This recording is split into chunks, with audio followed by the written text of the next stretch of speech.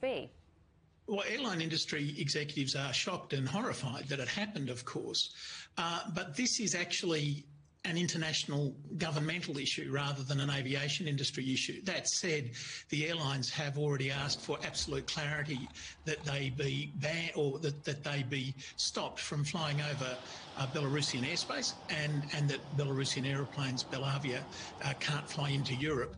But you have to remember, Robin, that airspace is a national sovereignty issue. It's not an airline issue. And so the greatest concern for the airlines is just how badly in and not in accordance with the international procedures that Belarus acted. Belarus said there was a bomb on board. The normal procedure then is to get to the nearest airport as quickly as you possibly can. That was obviously Vilnius. You could just about have chucked a rock from where the aeroplane was to Vilnius.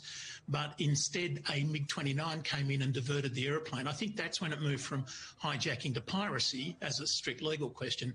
But diverting it back to Minsk was distinctly not what you're supposed to do in a situation like that, and that's very disturbing.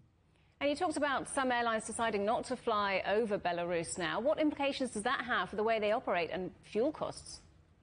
Well, if the flight involves a significant diversion, then obviously there will be more fuel burnt and more emissions made, none of which is good news. But if, on the other hand, you have to do a complete and accurate due diligence of every passenger on the aeroplane to see whether or not you'll spend 7 hours at Minsk airport, then perhaps it's, swings and roundabouts. I think the fuel burn is an issue. Of course it is. Efficient flying is always an issue, but the safety of passengers always comes first.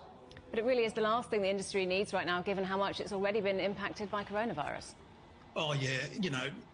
If it's not one thing, it's another at the moment. But this is something which I think can be isolated in that if the issue is Belarus airspace, you don't go anywhere near Belarus airspace, and hopefully we let the international government agencies and the international political forces work their way through all this.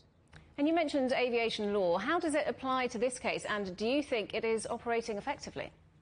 Well, the fundamental rule of aviation law is that each country controls its airspace. And in that regard, it's working very effectively because Belarus absolutely controlled what was going on in its airspace. And each country banning their carriers from flying into that airspace is also the system working effectively.